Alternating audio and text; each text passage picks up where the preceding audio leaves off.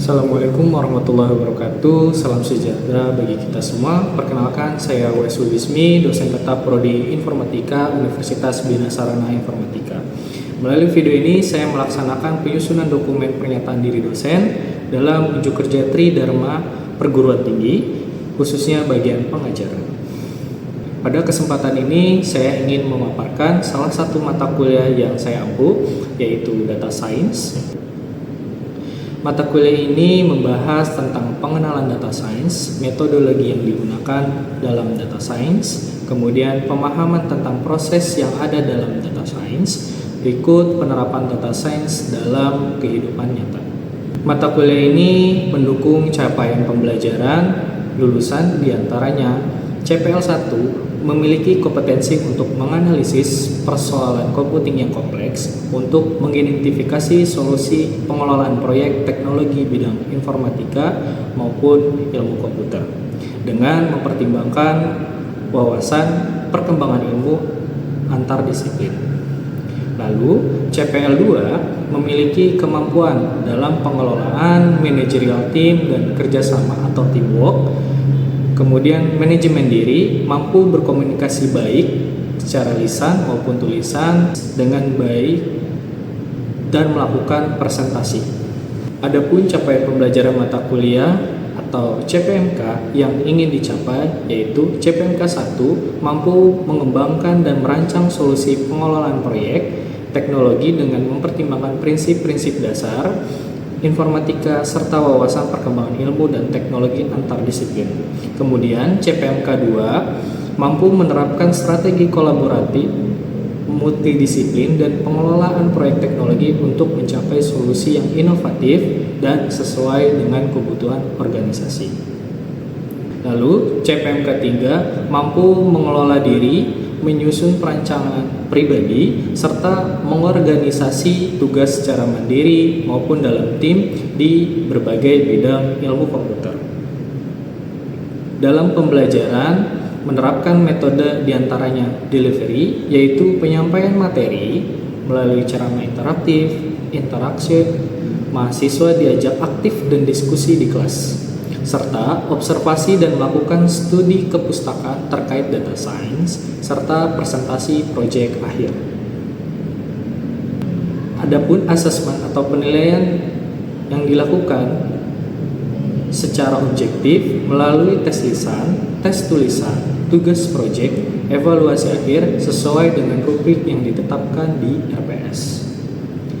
Sementara media pembelajaran yang digunakan diantaranya slide presentasi atau video pembelajaran, platform learning management system, kemudian ada notebook pemrograman interaktif seperti Jupyter Notebook, serta platform quiz seperti Quizizz untuk meningkatkan keterlibatan mahasiswa.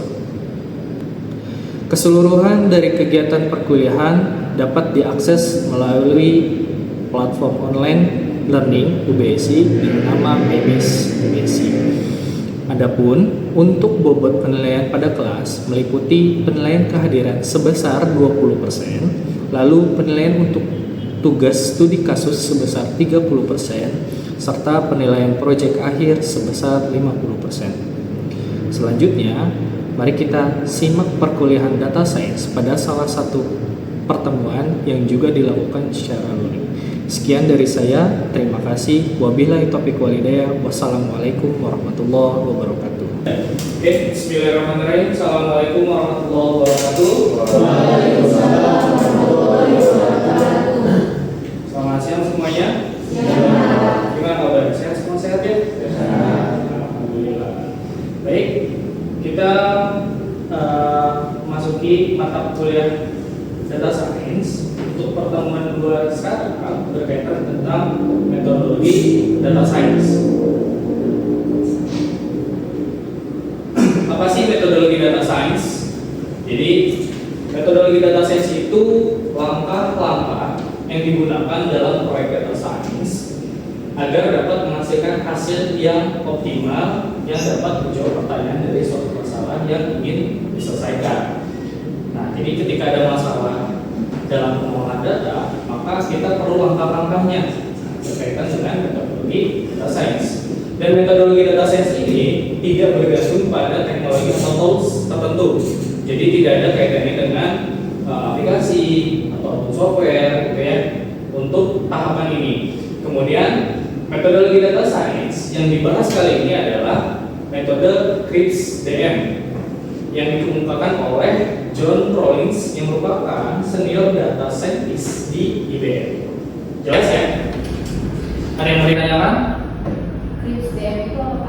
Oke, CRISP-DM itu sebenarnya singkatan dari cross, kemudian industri, S-nya itu standar, P-nya itu proses, kemudian DM itu data mining. Jadi ini adalah standar dalam pengolahan sebuah data yang dikemukakan oleh John Rawlings yang merupakan senior data science di IBM. Jadi ini udah standarnya gitu loh.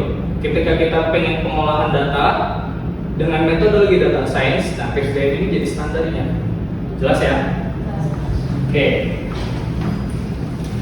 Nah, apa aja sih CRISP-DM itu? Nah, CRISP-DM itu kurang lebih gambarannya seperti ini.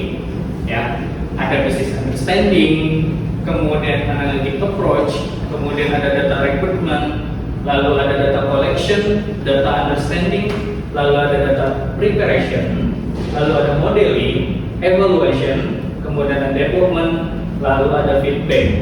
Ya. Nah, tahapan-tahapan ini, kalau misalkan teman-teman menyelesaikan suatu tahapan, maka bisa lanjut ke tahapan berikutnya. Namun, bila mana ada kendala atau belum maksimal dalam suatu tahapan, maka sesuai yang digambar ini ada panah ya. Nah, ini kita ngulang lagi ke tahapan sebelumnya. Jadi prosesnya akan berulang kalau misalkan dalam suatu tahapan belum terselesaikan. Jelas ya? Oke.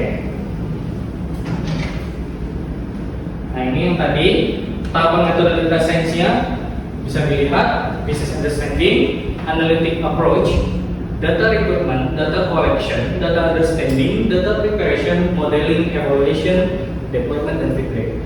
Pasti teman-teman bingung ya, ini apa sih? Ya gitu kan? Nah, nanti di slide berikutnya akan saya jelasin. Nah, yang pertama ada business understanding. Nah, di fase ini atau di tahapan ini mendefinisikan suatu masalah, kemudian tujuan dan persyaratan solusi dari perspektif bisnis. Yang artinya, kalau kita ingin mengolah suatu data, kita harus tahu dulu masalahnya apa, kemudian tujuannya buat siapa, kemana, dan perspektif di sini bisnis, berarti PT bisa ke industri. Nah, contoh di sini ada perusahaan asuransi ingin menggunakan data science untuk menyelesaikan masalah. Katakanlah pertanyaannya bagaimana cara terbaik, ya, bagaimana cara terbaik untuk mengalokasikan dana kesehatan yang terbatas agar dapat maksimal, ya, memaksimalkan penggunanya, dapat memberikan layanan yang berkualitas. Mungkin case kita kalau di Indonesia lebih ke BPJS gitu ya.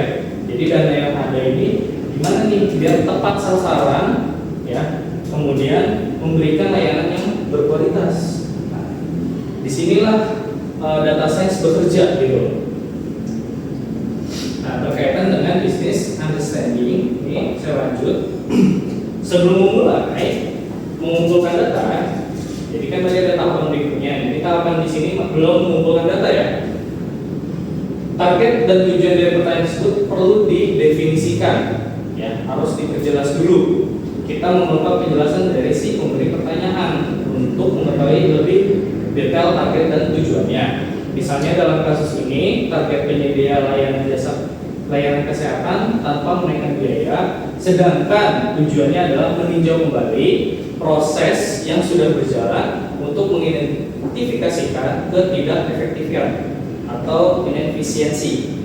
Ya. Jadi kita harus diskusi dulu, nanya dulu ke penyedia layanan kesehatan. Jadi harus kurang lebih kayak riset, wawancara dulu, gitu.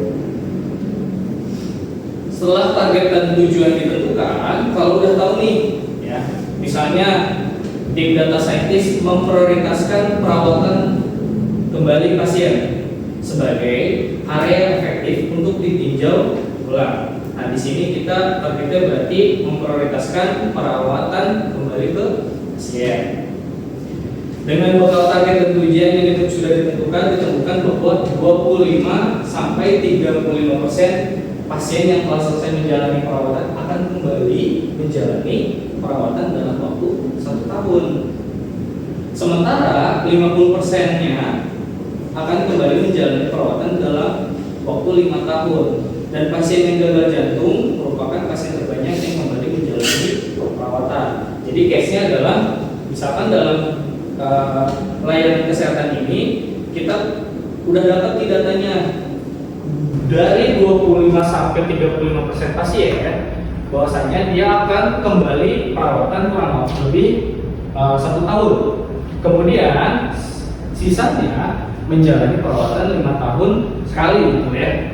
Dalam kurun waktu 5 tahun dia akan balik lagi gitu.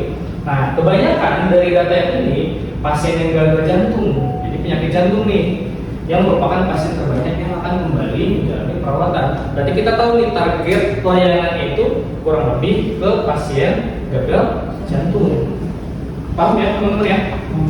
Nah, setelah memahami masalah bisnisnya, selanjutnya adalah mengidentifikasikan bisnis rekrutmen. Ya. Dalam kasus bisnis rekrutmen ini disimpulkan memprediksi kemungkinan pasien gagal jantung menjalani perawatan kembali, kemudian memprediksi kemungkinan pasien, apapun penyakitnya, menjalani perawatan kembali. Jadi ini sifatnya general ya. Kalau yang atas dikhususkan untuk pasien yang gagal jantung, dan poin kedua itu masih sifatnya general penyakitnya gitu ya. Kemudian memahami secara eksplisit hal apa saja yang menyebabkan pasien menjalani perawatan kembali atau tidak. Lalu yang poin keempat, mengaplikasikan prediksi kemungkinan data pasien baru apakah akan menjalani perawatan kembali atau tidak. Jadi di sini kita dapat 4 poin yang disimpulkan atau berkaitan dengan bisnis rekrutmen. Jelas ya? Lalu tahapan berikutnya ada analytic approach. Ya. Di mana di sini kita melakukan pendekatan analisis atau analitik untuk menyelesaikan masalah. Nah, dalam konteks ini kita mendefinisikan masalahnya dalam konteks statistik atau machine learning untuk memperoleh hasil yang diinginkan. Selanjutnya, data rekrutmen. Ya, di sini pemilihan pendekatan analitik merupakan pendekatan yang menentukan data rekrutmen atau data apa saja yang dibutuhkan agar permasalahan dapat dijawab. Jadi dari sekian banyak data, ya mungkin dari data yang kita peroleh, misalkan nama, umur, gitu kan, alamat, terus gender dan sebagainya. Nah, nanti kita pilih nih mana yang akan digunakan untuk diolah dan mana yang tidak. Sama halnya ketika ingin memasak jenis makanan tertentu, kita tentu harus menyiapkan bahan-bahan yang dibutuhkan yang sesuai dengan makanan tersebut. Penggunaan bahan-bahan yang tidak sesuai tentunya mengakibatkan rasa atau hasil yang kurang memuaskan. Benar ya kawan-kawan ya? Biasanya kalau masak gimana? Kalau misalkan kurang ini, kurang asam, kurang asin, masakannya kurang maksimal kan? Enak untuk dinikmati gitu. Begitupun sama halnya pengolahan dalam suatu data. Jelas ya? Oke, selanjutnya kita asumsikan kata memasak ini dengan data. Misalnya, masakan yang diperlukan diselesaikan adalah resepnya dan datanya adalah bahan-bahannya. Maka yang perlu kita identifikasi adalah data apa saja yang diperlukan. Bagaimana mengumpulkan data tersebut, bagaimana mengolahnya, bagaimana menyiapkan data tersebut agar sesuai hasil yang diinginkan. Nah, ini saya menganalogikannya pengolahan data itu seperti masak, ya. Nah, pertama ada selanjutnya data collection, ya. Ini pengumpulan data, ya. Data ini harus data yang relevan, didominasikan oleh masalah yang ingin kita kaji. Tahapan ini merupakan tahapan keempat di metodologi sains. Apakah ini penting? Ini sangat penting karena berkaitan sama data yang ingin kita kaji. Kalau datanya nggak ada, kita mau ngolah apa? Benar dong? Ya. Dalam tahapan ini, data yang kita butuhkan tidak tersedia. Maka saat menemukan kendala seperti ini, sangat mungkin bagi kita untuk merevisi kembali data rekrutmen dan memutuskan apakah akan mengumpulkan lebih banyak atau lebih sedikit. Nah, jadi kan tadi kalau lihat di gambar ada panah balik lagi, benar ya? Nah, kalau misalkan data collection, di tahapan data collection datanya bermasalah atau perlu direvisi, maka kita balik lagi ke data rekrutmen. Data apa aja yang kita pakai? Yang tadi saya jelaskan. Ya. Paham ya? Kemudian ada data understand di tahapan kelima. Ya. Ini mengecek apakah datanya ada missing value. Ya, missing value itu datanya gak jelas gitu ya. Kemudian data yang di-balance nggak rata, kemudian outlier tidak sesuai dengan variabel lainnya, salah format dan sebagainya. Nah, ini harus diperbaiki dulu. Jadi di tahapan understanding ini dipastikan data yang kita gunakan yang akan diolah itu harus sudah perfect, bersempurna. Kalau misalkan masih ada yang salah, ada yang duplikat gitu ya, outlier keluar dari variabel yang sama gitu ya. Nah, ini harus diperbaiki dulu. Proses data understanding yang populer adalah statistik deskriptif dan tekniknya itu visual. Kemudian teknik itu membantu dataset memahami isi data dan kualitas data dan menemukan insight awal dari data tersebut. Nah, biasanya di tahapan ini kita memvisualisasikan, mungkin teman-teman tahu pie chart, tahu ya, bar chart, ya, bar batang, kemudian yang bulat. Nah, itu biar kita tahu data itu seperti apa sih, variabelnya apa aja sih. Nah, kita melihat dari visualisasi tersebut. Jadi untuk memudahkan tidak perlu ngecek satu-satu dari Excel yang banyak itu, nggak perlu. Kita perlu hanya melihat berdasarkan visualisasinya aja. Nah, kemudian ada preparation, di mana data ini dilakukan pembersihan data, menggabungkan data, mengubah data menjadi variabel yang lebih berguna.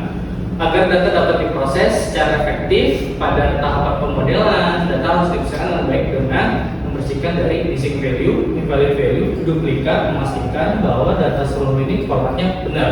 Nah, jadi di tahapan inilah kita mulai membersihin data. Ya. Terus ada poin tadi mengubah data menjadi variabel yang lebih berguna.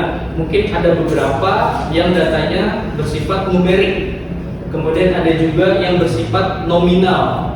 Nah, itu harus disesuaikan. Kalau memang data itu yang diperlukan nominal, maka numerik itu mungkin bisa diubah jadi nominal, ataupun sebaliknya yang nominal jadi numerik, tergantung kebutuhan kita dalam pengolahannya seperti apa. Jelas ya?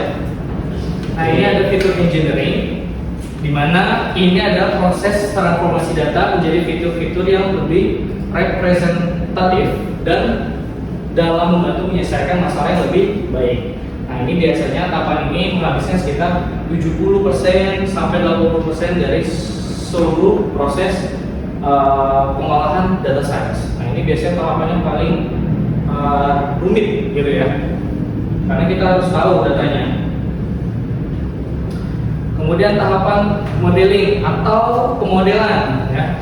Tahapan ini tahapan di mana data science membuat model untuk menjawab permasalahan. Nah, pemodelan data biasanya berfokus pada pengembangan model, baik itu modelnya deskriptif maupun prediktif, ya. Yang sifatnya mungkin pernyataan ataupun sifatnya prediksi, gitu ya. Model ini bergantung pada analytic approach. Kembali lagi ini ke tahapan sebelumnya yang telah ditentukan. Kalau bisa apakah metode pendekatannya statistik atau machine learning, gitu. Jadi di tahapan ini kita harus menentukan nih, apakah pendekatannya pakai statistik atau machine learning. Jelas ya?